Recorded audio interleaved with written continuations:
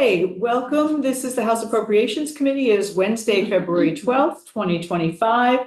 We are continuing to go through the FY26 budget, and this afternoon, just after 2 o'clock, we have the Office of the State Treasurer, and sitting with us is the Treasurer himself, Treasurer Pichek. So thank you for joining us once again, and we look forward to hearing what you have to talk about. Yeah, well, thank you. You have a team with you too. Yeah, thank you very much for having us in. I'll first introduce the folks that are here with me. Some are probably familiar faces, but Ashlyn Doyon is our Director of Policy. Jeremiah Breer is our CFO. George Steelman works in our Treasury Operations. I think as what's your title, George? Financial Director. All right, Financial Director. That's a good one.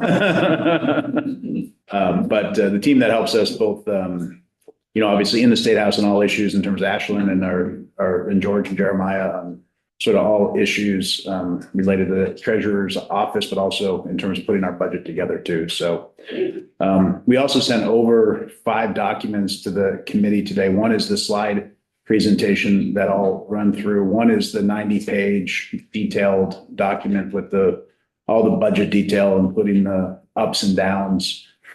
Separate from that long 90-page document is a shorter initiatives document that sort of breaks out. Yeah, I think that's right. We did not print out the 90-page document, but Nikki said who has your office can have her own copy if she wants. So we have this one. Yes. And then we have the budget initiatives. Yes. And then there's the 90-page. Yeah. And then we have 2 language documents, memos on language requests, one relating to the BAA and one related to the budget that will overview. I guess one actually has some dollar requests and the other one has some language requests. Okay, and budget adjustment at this Yeah. point is. We sent it About that. Yeah, we sent to both the House and the Senate. Okay. There were things that we didn't pick up on until after the Okay, BAA was in the Senate, but we wanted to make sure you were aware of them as well. great. We appreciate that. Thank you. So I'll go to the slide deck here and just sort of an overview of our budget. And then we have some highlights about our office's work, and then happy to get into the ups and downs and happy to answer any questions that you might have. But just the big focus on our budget meets the governor's recommended target. The primary drivers of the increases that are in our budget are salary and benefit increases for our existing staff, and particularly healthcare, similar to what every agency I'm sure you're seeing is experiencing. In terms of our carry forward, we're basically halfway through our administrative expenses for this current fiscal year. So we don't anticipate any carryover into the next year. And 2024 to 2025, we did have about $250,000 of carryover that was expended primarily through various third-party relationships that we had in invoices due to additional legislative studies and other studies that we worked on this past year, which we can get into if folks are interested. That was kind of one time. Yeah, exactly right. Space. Okay. Yeah. Well, exactly. One-time carry forward. And things always come up every year. So there's always studies and always things, but we were able to manage that within our budget. And then in terms of vacancy savings, we don't expect much turnover in our office, and we generally haven't booked vacancy savings. And when savings do occur, generally those are met with overtime from our current staff to fill that gap and/or double filling. So in terms of vacancy savings, you won't see that in our budget. In terms of the next slide, it's really an overview of our office. So I like to think of our office as being invested in Vermont. We're focusing on how to invest in the future of Vermont and Vermonters, how to safeguard the state's assets, how to improve the financial lives of Vermonters. And we do that work primarily through these 4 divisions, the Treasury Operations Division. And we have some specific just highlights that I think show the quality and quantity of their work. But annually, the Treasury Operations Division processes over 3 million distributions, so 3 million payments a year to various entities, whether that's payroll or organizations that are receiving grants or Department of Children and Families, benefits. A whole host of things fall into that $3 million distribution. So important that those happen timely, important that they're accurate because people really rely on those payments. And they amount to about $8.5 billion of cash payments. So basically the state budget, if you want to think of it in that way, sort of filtering through our office and payments landing where they're supposed to be made. We're managing about $1.7 billion in cash. That's the cash balance. For fiscal year 2024, we earned $109 million in interest across all of the cash that we've been managing. That is obviously a reflection of a couple of things. One is the good work of our Treasury office team that has negotiated good rates with our primary lenders. At one point, we were getting 5.25% on our money, which was basically the federal funds rate. We also have a lot of cash right now. We used to have a couple of hundred million rather than 1.7 billion that our office would be managing. But following the pandemic, increased state revenues, a lot of federal cash, those numbers are much higher.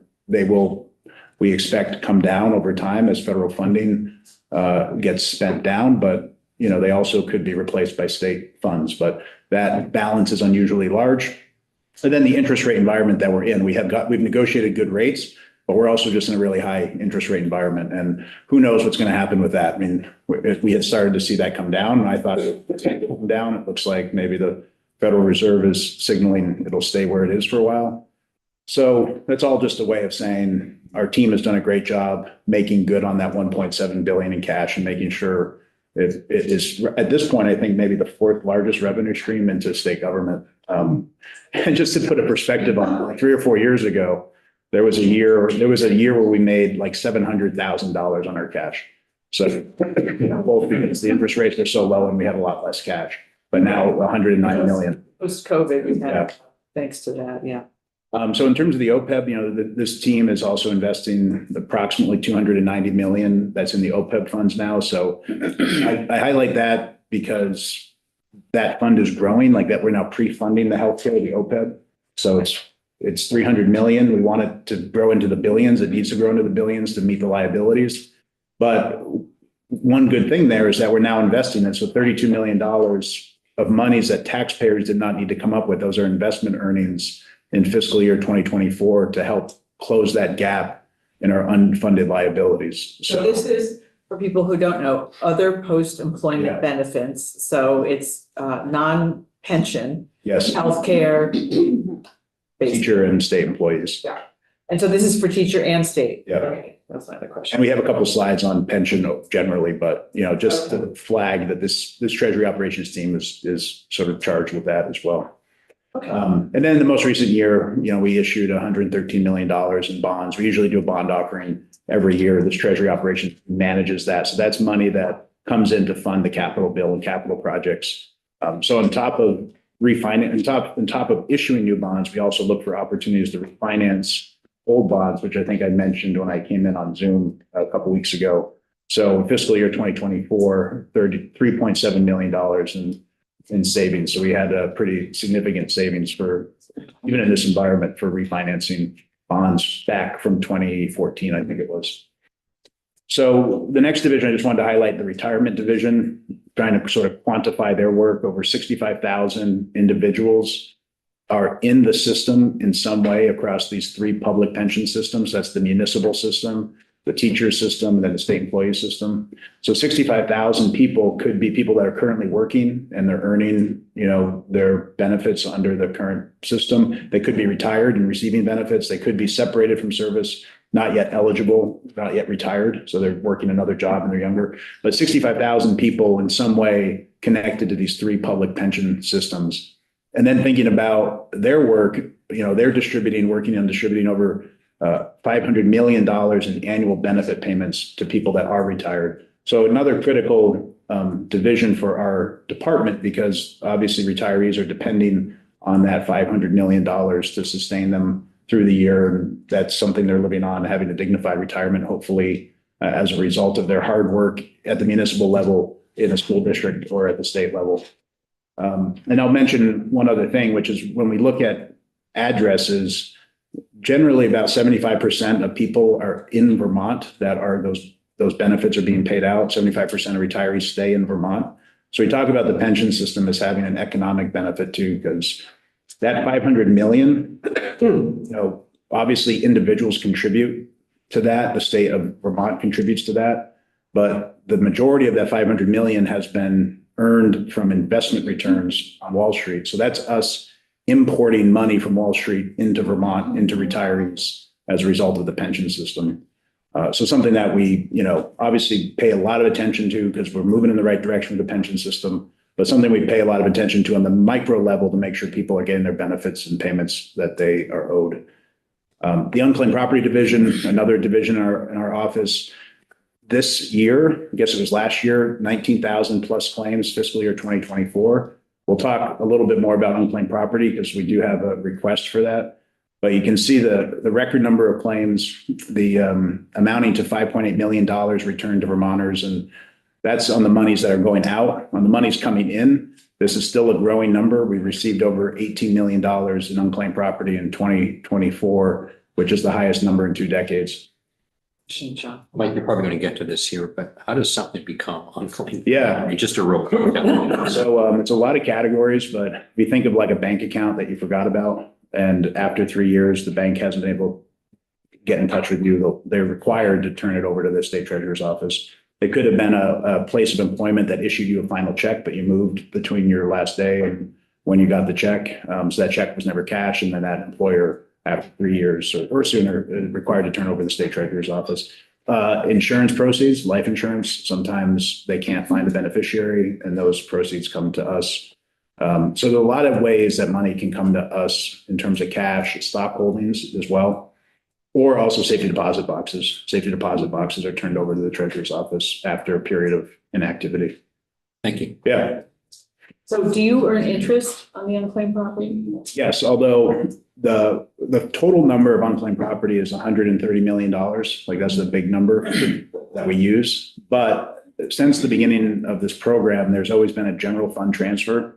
So we sort of have a calculation that looks at how much we've paid out, how much we've received in a given year, what we expect to pay out in the next year. We also pay ourselves. The division is self-funded by the unclaimed property. And then we make an estimate of how much we can turn over to the general fund.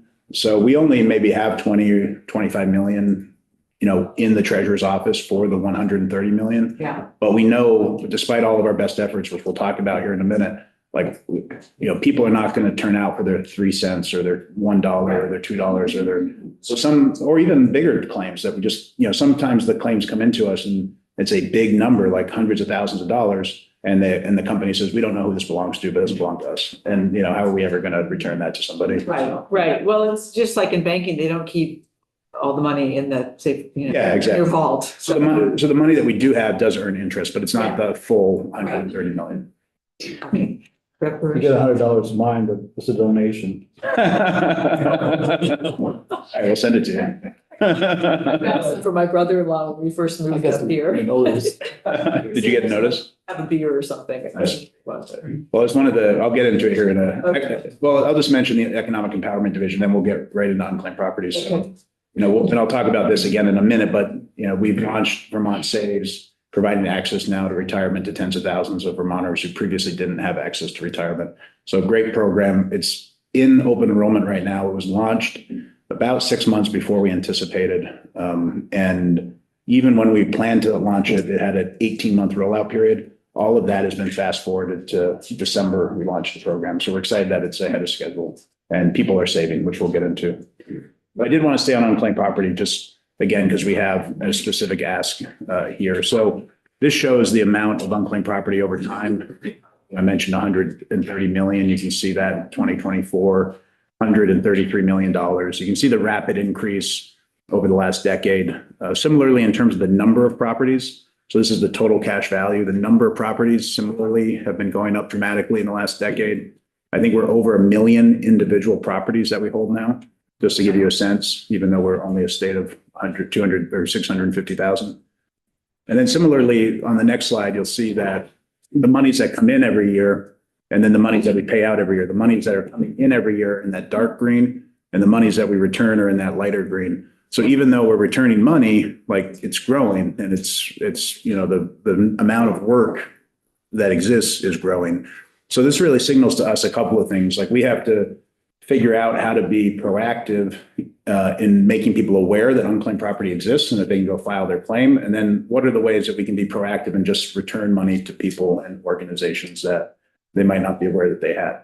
And we've engaged on that the last couple of years. And these are just some examples. And Tom Messner made the cut here in terms of highlight. But we piloted with the Secretary of State to return $150,000 to nonprofits, or about 250 nonprofits. So we sent her our data. They verified it with their nonprofit data, addresses that lined up, business identification numbers that lined up. We automatically sent it back to nonprofits. There was a nonprofit there.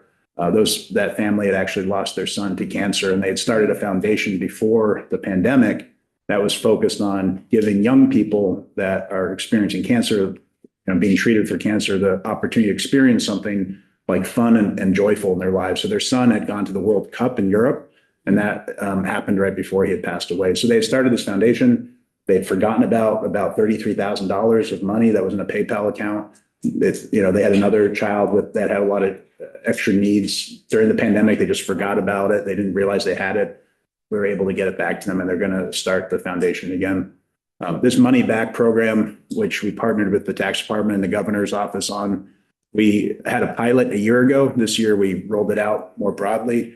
We sent the tax department a file, those in the file that had social security numbers that they could verify and addresses that were recently filed in their most recent tax returns.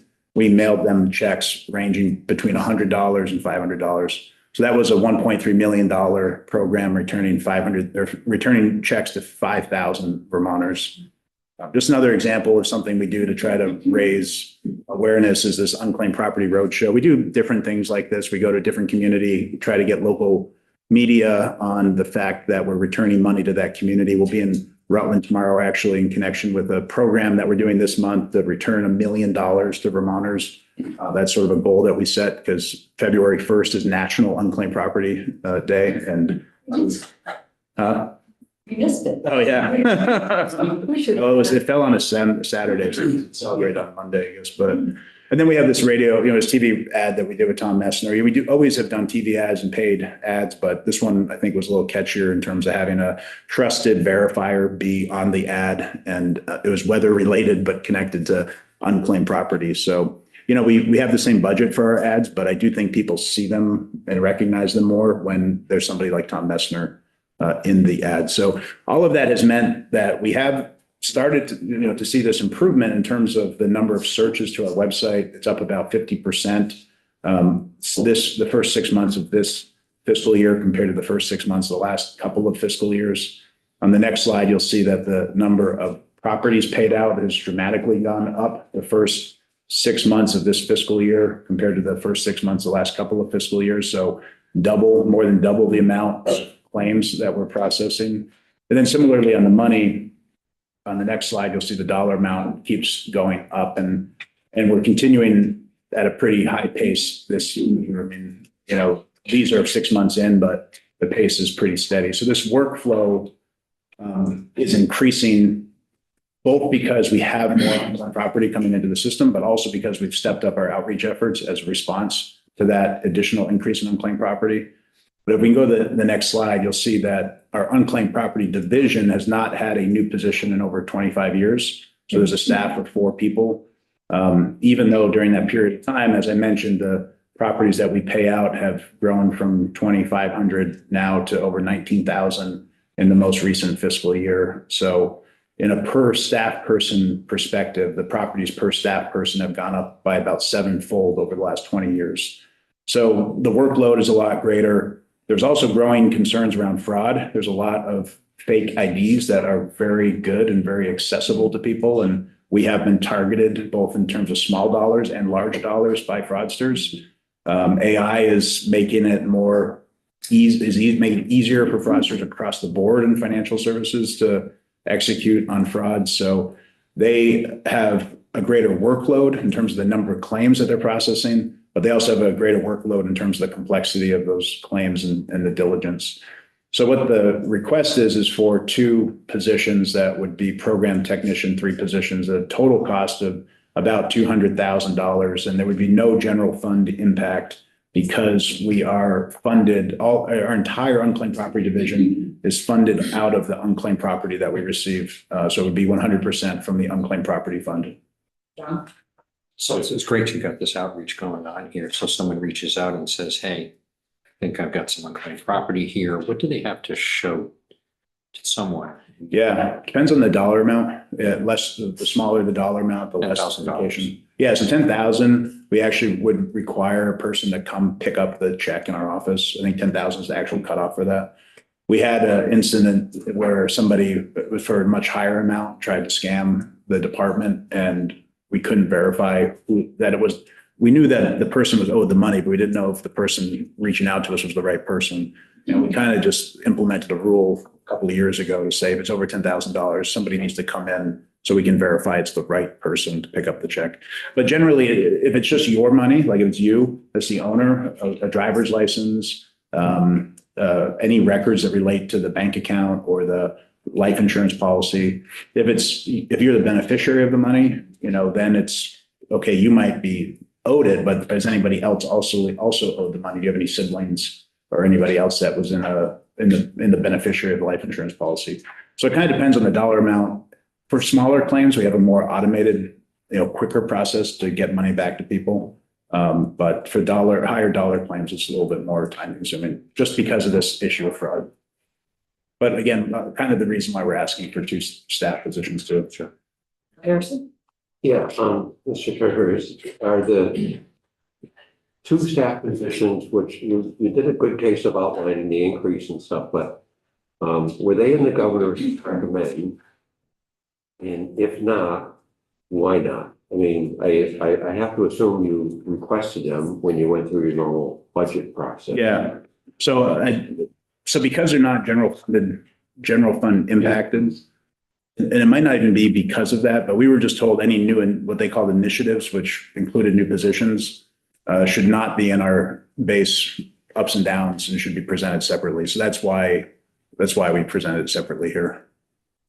So you didn't apply and be told no, you just didn't. Well, we did mention this to the administration when, No? I thought they just said new initiatives should be out of the budget and presented separately, which I guess is a form of no, depending on, I don't. I asked because obviously that's the first screen. Yeah. And I mean, they've added some positions in other areas of government, so I don't think that that's a hard and fast. Yeah, I got it. And I don't know. But it begs the question to us as to where, what does it cost us in other areas? Maybe this doesn't cost us, or I guess theoretically it would be less coming back to the general fund. The cost of those 2 positions if the work could still be done, but that's an open. Yeah. So the thing that is, happening at the same time that 200,000 would come out every year is that number that's coming into the state is growing. Yeah. So the transfer has been growing every year. So what we would expect to have happen is if these positions were funded, is that we would continue to see that growth in the transfer. It might not be 200,000 extra, but it will be bigger than last year and bigger than the year before. So it's kind of is sort of a win-win in that way. But ultimately, it's really the workflow increasing and trying to make sure that the staff is increasing at a corresponding rate. And the fact that the system sort of exists to pay the funds back and to resource the funds so it can pay the funds back is why we're asking for the position out of the fund. No, I appreciate it. Trying to get some background to better understand it. Ashland, anything, I think it was just, I don't remember, I honestly don't remember anything about, no, it was just new initiatives go separate from the ups and downs, sort of how I remember the conversation. And it's also similar to past years when we've asked for positions too. They weren't in our ups and downs, but they were separate. And even when they were, Will Anderson. Yeah, this was received as a request by the administration. It was declined. I can't speak in detail as to why right now. That's helpful. That's That's why they were very polite. They're more polite than Will. I didn't know that they had to question. You don't have to agree with the administration. I'm just It's not general. trying to understand it. Yeah. And this may not be a big deal in the whole scheme of things, but it's important we understand. Yeah, for sure, 100%. Declaration. So so we just heard from Human Services a little while ago about they had a pool, right? So if the administration had said yes, then may have authorized you to get 2 positions from the pool in order to create those positions. If That's not, general fund money. Yeah. I don't think so. I think that's separate. no, We would have created the it position. wouldn't have mattered if it was general fund money or not. It's the positions. But then in this case, since they said no, they could be budget language that for us to create 2 positions for them, right? Oh, yeah, and we do that with this budget. on a Right, so regular that's basis. that's the kind of thing you need to get straight in order to figure out what you want to do. Okay. Yeah, makes sense. And one other thing I should mention here, just in the language piece that I mentioned in terms of a request, it kind of goes to the representative's question about what do you do at different dollar levels? So we have a automatic program that, requires relatively limited verification at $250. And we're asking that be increased up to $1,000. We think that's more of the universe where that is safe.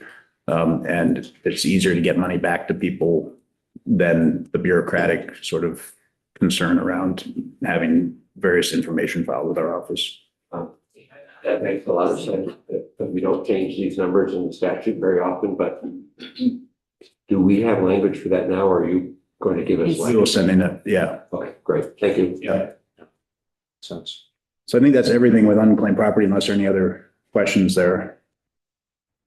So I wanted to turn to another initiative that we have called the 10% in Vermont. That's sort of broadly what it's described as. I think I've talked to the committee about it in the past, but it's now more developed and there's more investments that have been made. So this is a program that allows the treasurer's office to invest up to 10% of that 1.7 billion cash on hand number that we talked about earlier into the Vermont economy. We've prioritized housing as the number one way that we can have an economic impact. We also decided that given the investment returns we've been making on our cash overall and other short-term investments, that we were willing to have a below market interest rate on these investments because it will have an outsized impact long-term, that programs and projects that wouldn't have gone forward now are going forward because of this piece of the investment in their overall funding picture. So the best example of that is on the next page, which I'll get to in a minute, but just wanted to talk broadly about this portfolio. These are investments that we've made in the last 2 years, largely except for one investment. They're all housing related. We estimate that it'll support over 1,000 units of housing across Vermont. There are 11 counties that we've invested in to date. It totals about $80 million. There's 32 individual investments here. We don't invest directly. We invest through partners. So the Vermont Housing Finance Agency was an important partner for these projects. The Vermont Economic Development Authority was an important partner.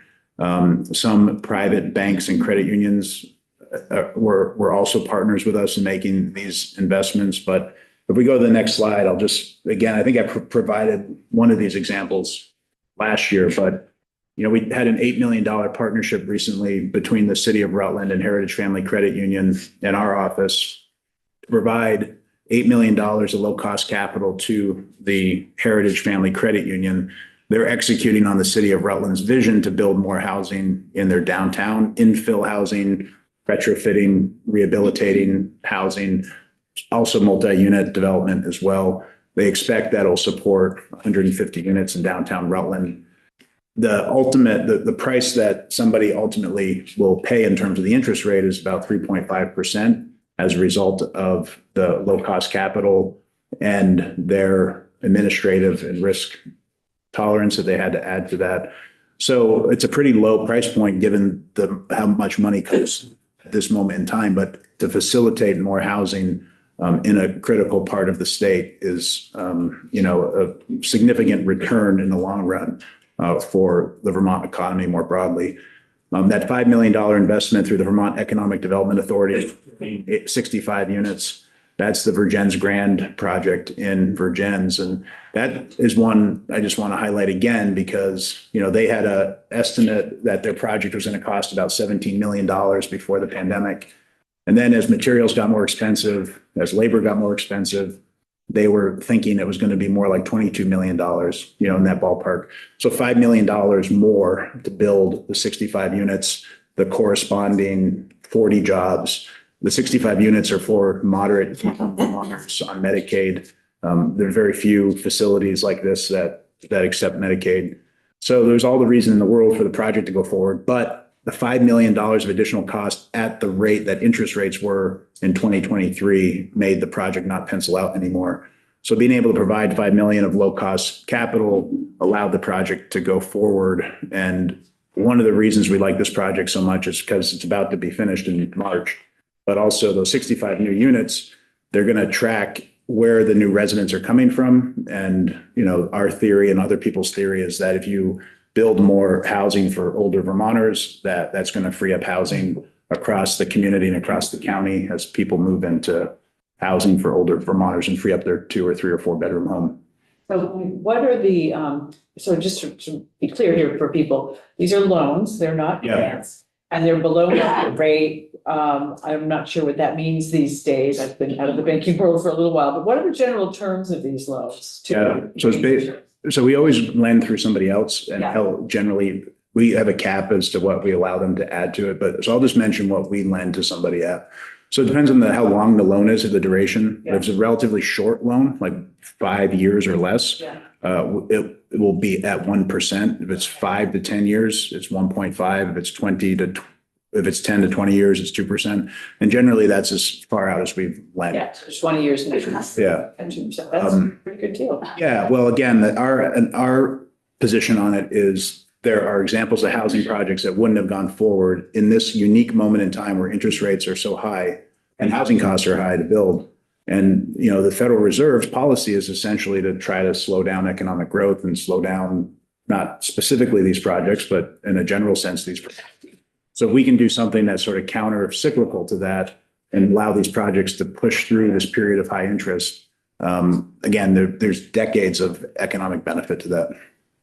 Do you buy down rates like Beta does? So yeah, we're basically providing a lower rate. Yeah, exactly right. I You mean, buy them down. we provide them we just provide them directly at a lower rate. So instead of lending at 5%, we're lending at 2%. So you take $500,000 and offer to 2% in addition to the 4% or 7% from someone else. So Yeah, and then exactly right. So somebody else is putting it out at 5%, but when you blend it together, the rate comes down to 4% or something like that. Yeah. In terms of the total package, all of those investments I showed, we're not the only investor by far in those. We're a piece of the puzzle of, in some instances, like 20 or 25 individual funders in some of those projects. And then just one last example here, the 300,000 invested in Reed Commons. So this is again, a senior living facility for older Vermonters, not a facility, but for older Vermonters up in St. Albans, with a additional 8 million invested into the St. Albans Fonda site, which is a partnership with the city of St. Albans. And they're going to support workforce housing. So 80% to 120% of median income. So just another example of sort of executing on housing, but also specifically on housing for older Vermonters and workforce housing for middle-class Vermonters. We also have this other facility that I just wanted to mention. This is new, the 2.5% climate facility.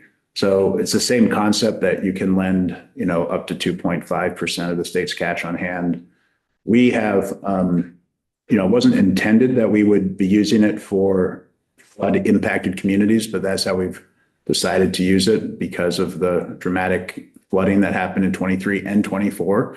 So this is $20 million of bridge financing through the Vermont Bond Bank that we've been able to provide at very low interest rates. The bond bank didn't add any cost to the money that went to municipalities. So when we lent it to them at 1%, because these are going to be short-term loans, they passed that on right at 1%. And the idea is that communities were recovering. They were waiting for their FEMA money. It could be a year, it could be 18 months. and they were going to have to go out and borrow from the private market at, 6 or 7 or 8%. And if we were able to provide them bridge funding between the event and when FEMA reimburses them, then we can save them some cost and help them from a cash flow perspective. And we also, generally knock on wood, always knew that FEMA was going to come through and provide the money. So it was a good risk for us in terms of making the loan as well. So that was not the intent necessarily of the facility, but it's ended up being what it was. And I think it's played an important role in helping. I think there's probably about 50 communities that have received funding out of that pot at this point.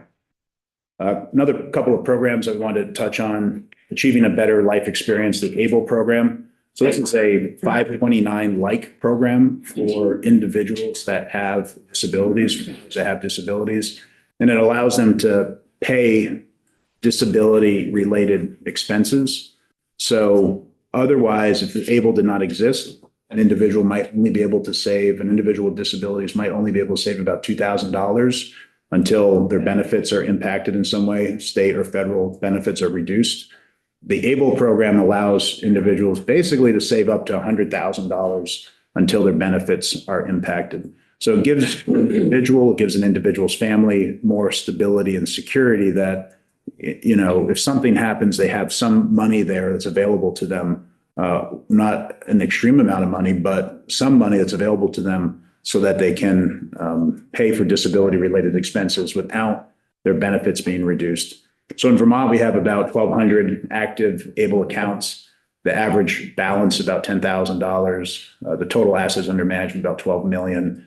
And we've seen significant growth in AUM over the last year or so.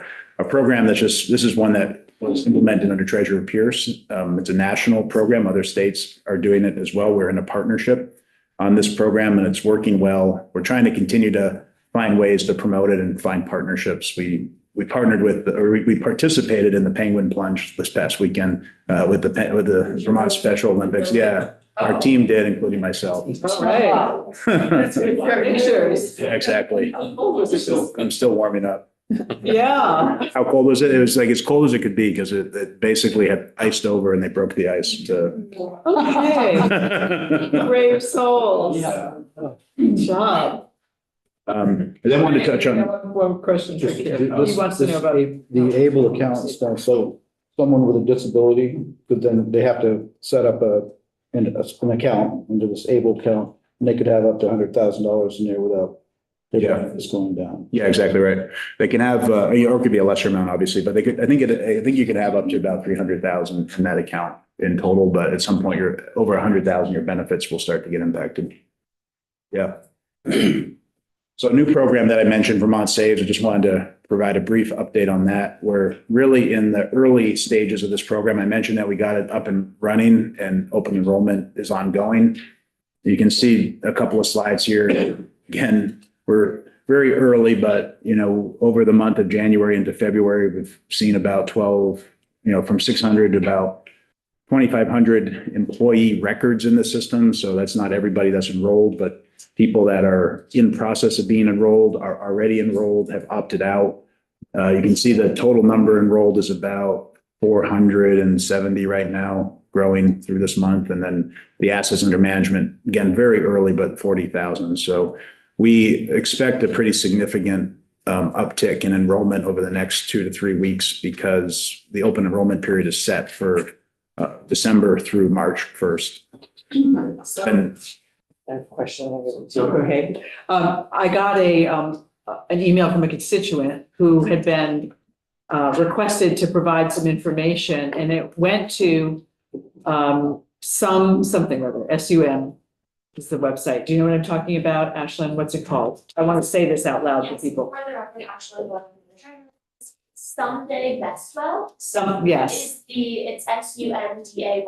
Right. They are the third party administrator. Right, right. So they emailed me in a panic because they'd been told about this a few times and it felt like a sketchy thing to them. And everybody's worried about scams. It didn't feel like State of Vermont because it said someday.com. yeah, So I went and checked it out, and I don't know if I ended up calling anybody in your office, but I got enough to find Vermont on there and assure him that it was going to be okay. And I knew about more Vermont Saves, but I just sort of a word of warning Yeah. that people aren't hearing it maybe the way you're intending it to be heard. And if people are worried that this is a scam, they're not gonna do what, we're hoping it to have them do. So I just passed that along. Yeah, no, it's very helpful, and we'll reach out to Best because we have a couple of other outreaches scheduled for, the next couple of It weeks. was the Someday website that made them nervous, and it didn't go right to a Vermont thing. Right. So I scrolled down, I knew what I was looking for, Yeah. so I was scrolling down to find something, and then I gave them the phone number, because there was a Vermont phone number Yeah. they could call, but it was, anyway.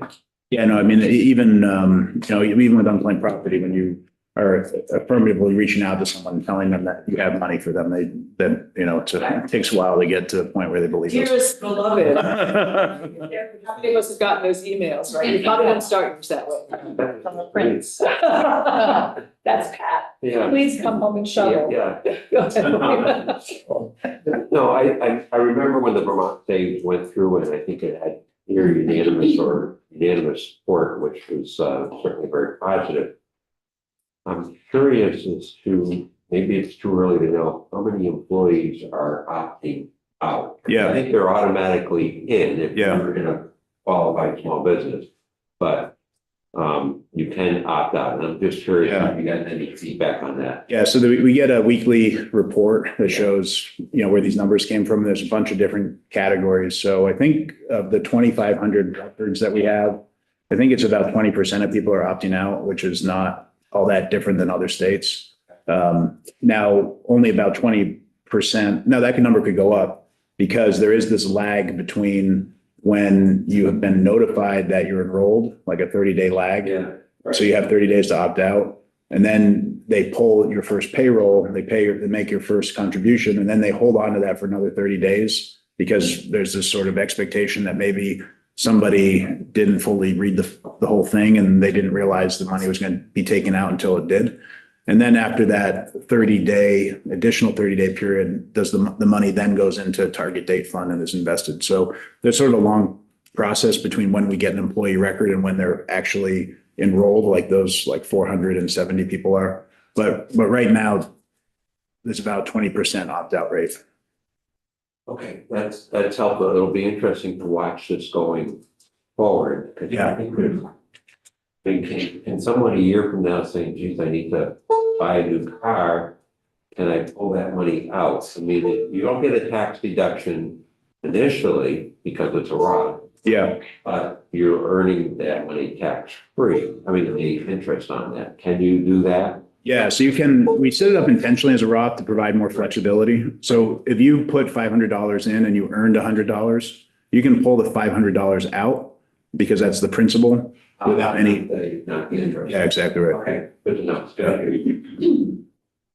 Okay, So sticking with the theme of retirement, just wanted to touch on the pension systems. As we mentioned, we've seen 4 years of improved funding ratios. Those years on the left side of the chart are the Great Recession, when things dropped precipitously during the financial crisis. Then we were followed with basically a decade of, slow decrease in the funding ratio. A couple of things have happened over these 4 years. One is that we adjusted our assumed rate of return. So our expectation about how much we're going to be earning in investments, from 7.5 to 7% in 2020. And that seems to be the place where most plans across the country have landed as the right level of expectation, 7% assumed rate of return. They were higher over those previous decade. And when you don't hit your 7%, your 7.5, your 8, or your 8.5%, then your unfunded liabilities are going to go up, even though you're putting in the actuarially determined amount that you should be putting in every year.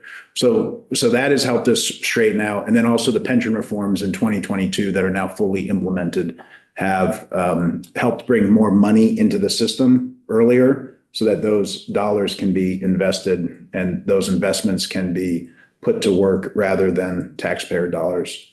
And if you look at the next slide, same concept, but as the chair pointed out, the other post-employment benefits. So for healthcare, previously we didn't pre-fund healthcare, so we were paying as we went, which just meant that unfunded liability, the difference between what we need now to pay future liabilities, was always going to exist and was probably always going to grow bigger. So even though we had dealt with the pension side, if we hadn't dealt with the post-employment benefits, it would have continued to be a drag on our overall financial picture. So this is really early also. We're only at 14% funded. We want to obviously get to 100% and 7% funded or 11% funded for the teachers. But it is a great improvement from where we were. And on the next slide, you'll see the benefit that we've been able to quantify just in an analysis that we did in the last couple of weeks, that we expect the $6 billion in savings to taxpayers over the course of these two plans. So the pension plan is scheduled to be paid down in 2038. The OPEB is scheduled to be paid down in 2048. And as a result of putting more money into the system now, by way of one-time contribution, by way of increased employee contributions, and by way of the ADEC Plus payment that is being made now at 15 million to each system, that means that money is going to work even earlier. And these investment returns that we'll be able to achieve over the long run will save about $6 billion. There's also some some benefit changes that happened as well that will reduce the amount of expense paid into the system also.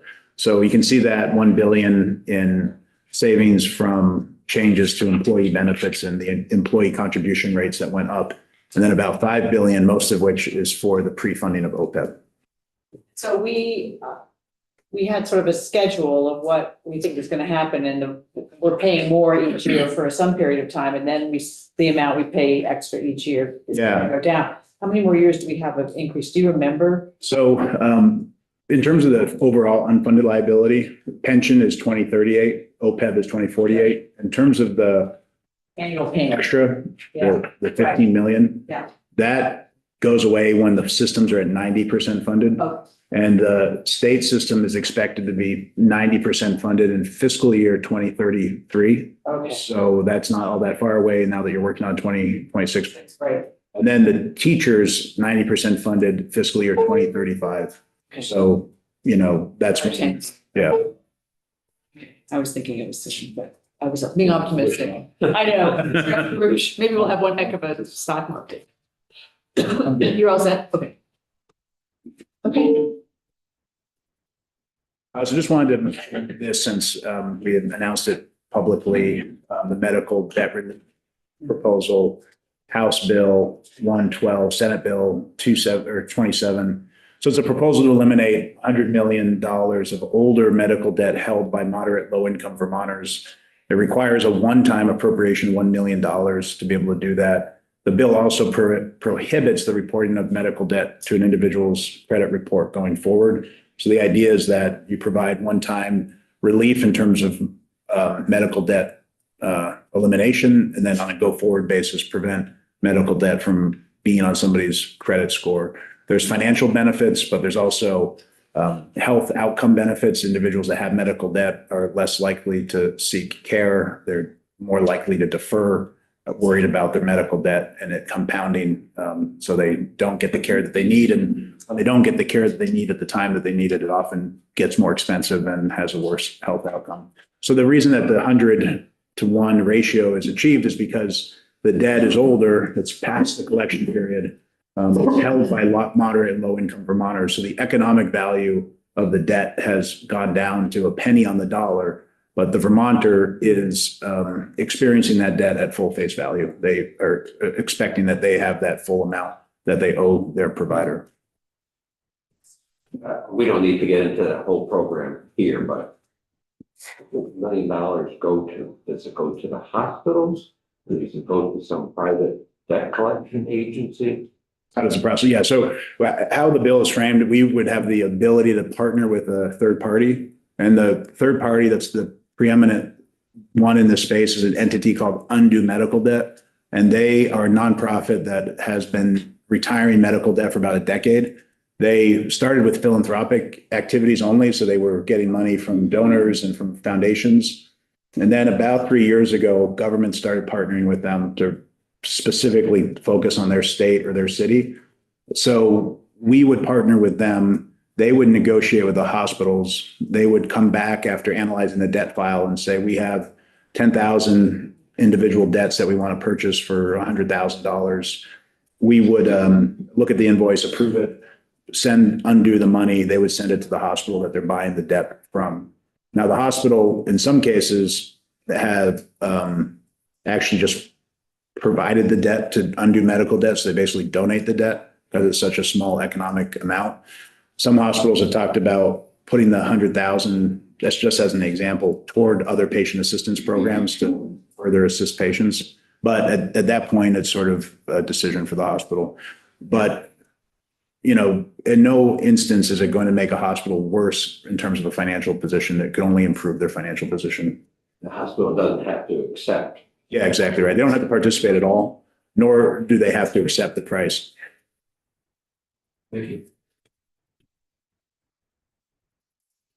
So I just wanted to touch on this federal transition task force, as the chair asked, just to, touch on this work Yes. the office has been doing last couple of weeks. So in December, really in November, but in December, we organized a task force and we announced it in January. And the impetus behind it was just my own experience during the first Trump administration, when policy at the federal level was fast changing. It felt that when we were coordinated and organized and communicating with each other, or had some vehicle to do that we made better decisions about how to respond to quickly changing policy.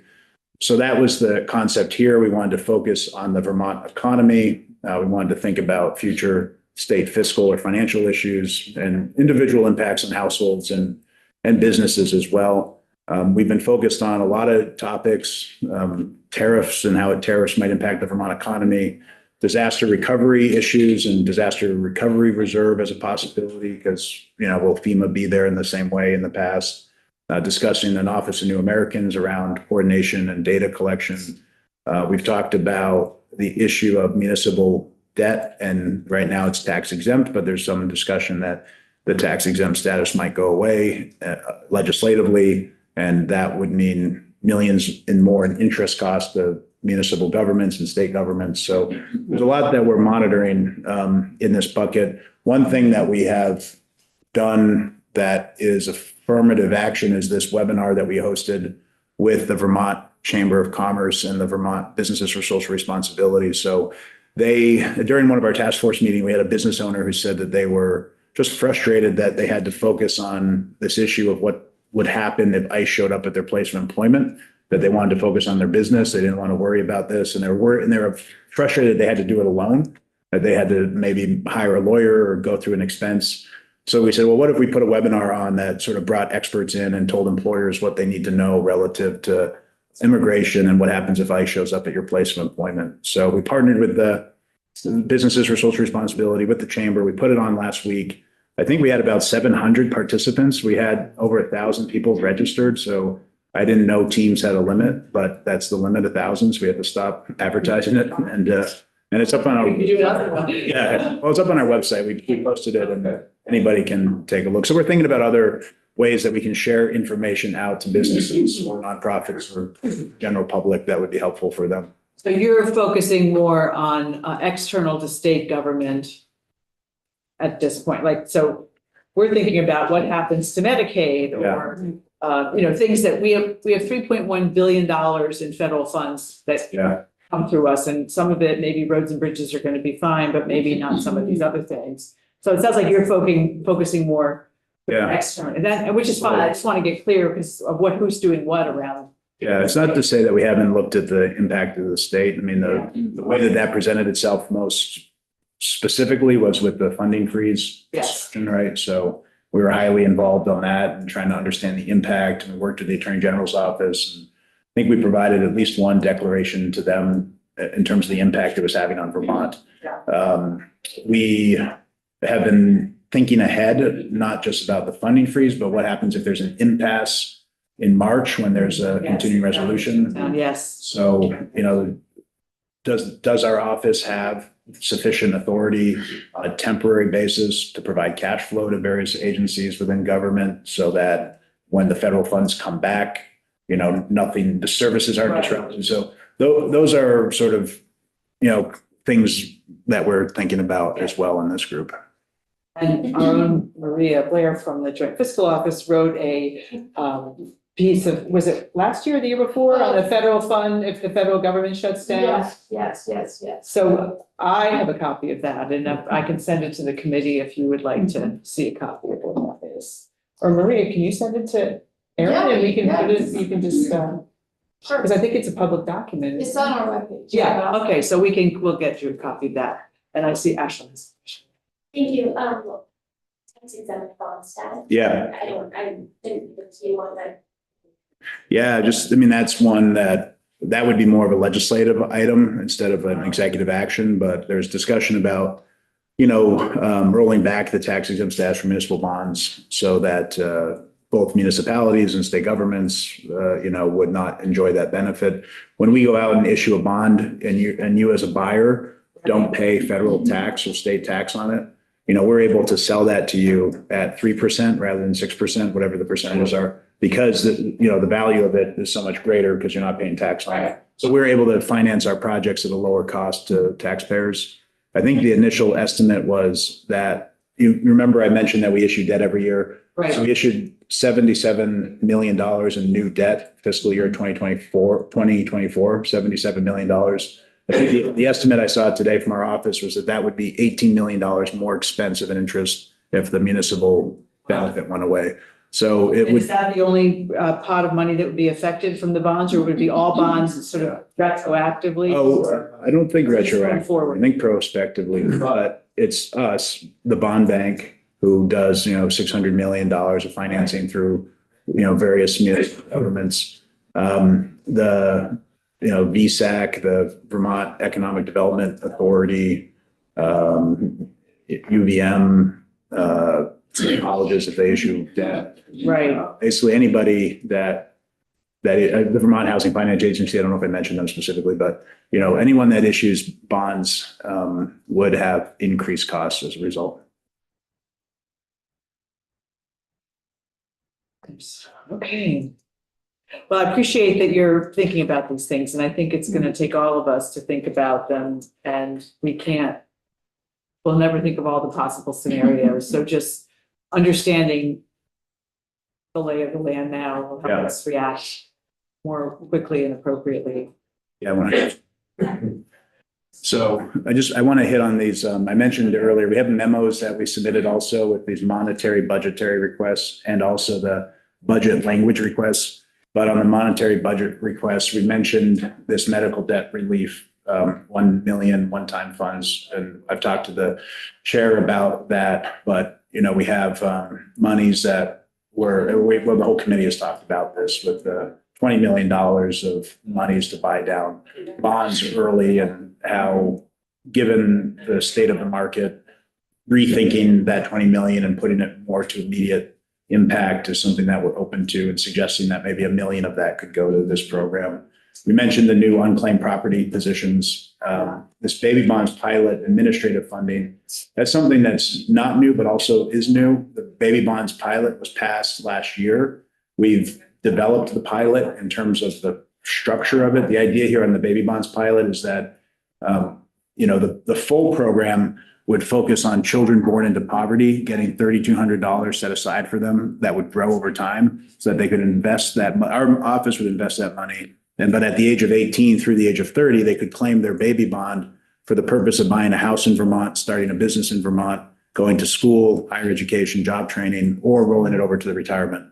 That would be the full program. What we're doing with the pilot program is trying to fast forward that process and focus on a smaller cohort of children, of the young adults really, that are about 17 years old, that maybe are on the precipice of turning 18, and focusing on rural Vermont. So we'd love to focus on the Northeast Kingdom, because the rationale for this program is that it reduces economic inequalities, provides economic opportunities. It also keeps young people in Vermont, because you have to be born in Vermont on your baby bond and has to be tied into the Vermont economy. But then it also disproportionately benefits rural Vermont, because more children are born into poverty in rural Vermont. So the idea here is that we would find this cohort, identify this cohort, have the actual core funding come from private foundations. And we're basically ready to start applying for those funds. We'd have an evaluator, like a academic evaluator, sort of independently review the results of the pilot that would last over multiple years. We think having the state help with the administrative funding both is really helpful for that, because that's maybe harder to get from a philanthropist than the actual dollars that are going to individuals. But it also shows the commitment of the state as well, and I think will be easier for us to raise money. We're hoping to raise a few $1 million from private foundations as the whole pilot project for it to be successful. Is that general fund? Yeah, one time. Okay. And then these BAA requests that I mentioned, the Emergency Personnel Survivors Benefit Fund. So this is a fund that benefits first responders, firefighters, volunteer firefighters, EMS. We went a very long time without having any claims. And in the last 4 months, we've had 3 claims. And we had about 180,000. Yeah, with that, yeah. So we're basically, with the claim that is pending right now, we would have exhausted all the money. I think there might even be a 4th claim. So have one-time appropriation to put more money into that fund for now and into the future. And then the last item is the Climate Super Fund. So this was a report that we did that the legislature asked us to look at the feasibility of the Climate Super Fund legislation. And we analyzed it, we put out an RFI, we got information back from academics and experts. And as a result of the information we received back, we said, we have received a $300,000 appropriation, but we think we need more money. We estimate it at $700,000, an additional $700,000 for the full analysis. But for BAA purposes, for us to start more quickly, we're saying an additional $350,000 we think would be enough for us to issue an RFP and get the work underway. Yes, Jim. Treasurer, you're talking about BAA purposes, but the BAA's already left the station. Yes, Are you asking in the Senate? yes. But I just wanted to make, He's letting us know. Got it. Okay, I'm sorry. No, it's not. No, you're all Sorry, right. I had a question on the emergency personnel survivors. Were we doing, was it 70,000? What were we doing? so it had been 50,000 and we adjusted up to It 80,000. was 80, okay. Yeah. I couldn't remember what we did, okay. Yeah, no, I remember that. Yeah, I just couldn't remember what the Last amount year. was that we moved up to. Yeah, okay. Thank you. Thanks for looking into the climate super fund. I believe New York has just passed Yeah. something similar. What kind of money are they putting into this? And do you have any sense of whether this is something that states can work together, as we did with tobacco settlements, as we did with pharmaceutical settlements? I think there is opportunity I don't know the answer to how much money they're putting in. We can look into that. I just don't know off the top of my head. I think there is opportunity for states to work together. The reason we're asking for that money specifically, it does relate to New York. Like New York did an analysis that showed what would it take to fortify the island of Manhattan from seawater rise. And they came up with a dollar amount that was pretty significant. And their legislature said, well, if we ask, we know that it's at least this billions of dollars. If we have in the super fund X billions of dollars, then we can justify it. The thing that's a little bit different with Vermont is we don't have the issue of sea level rise. We have the issue of flooding from mountain and valleys and streams, mountain runoff. And it's Learned the term fluvial. yeah, fluvial, yeah. So it's a different kind of analysis. So it can be done, but it hasn't yet been done. And that's what will take a little bit more time and a little bit more money if we want to proceed on that. So that's why we could work with New York, but it's a little bit different relative to the analysis we have to do.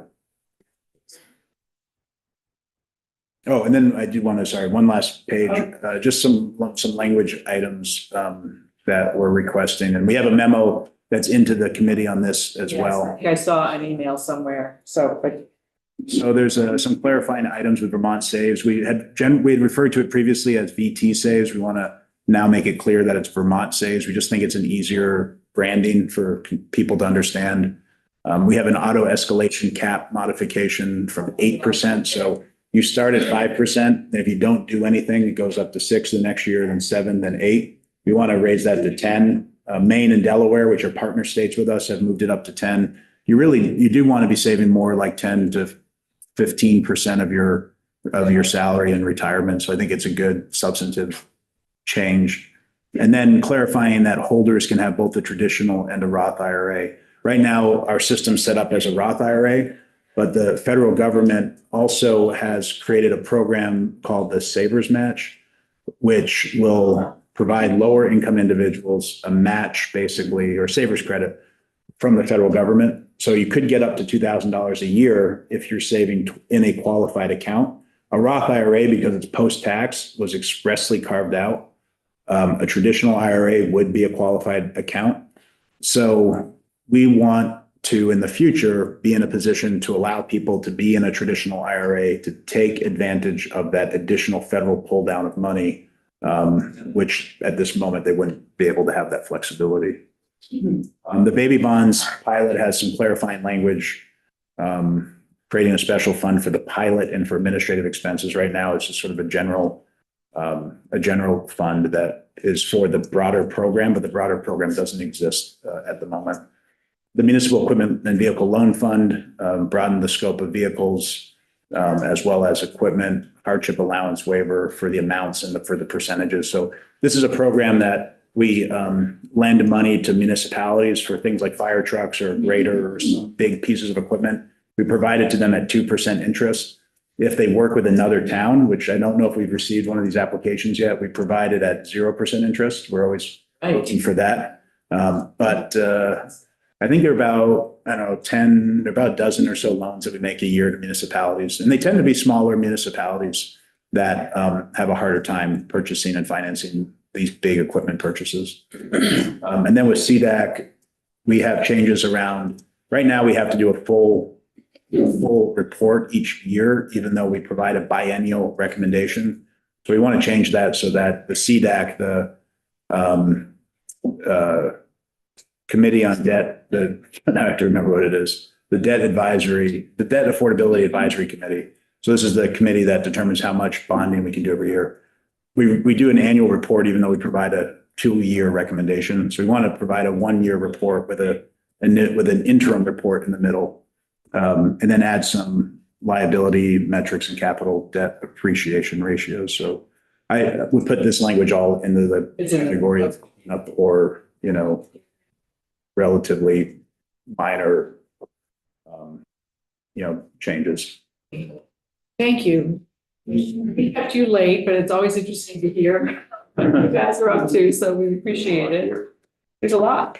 There's a lot. You guys always have a lot going on, so appreciate it. Appreciate your time and happy to answer questions, but also happy to answer questions offline or follow up by email. Yeah, that would be great, because we do have somebody else coming in. I've got to give everybody a 5-minute break just to see if DOC is outside. So Oh, wow. thank you very much. Yeah, thank you. As always.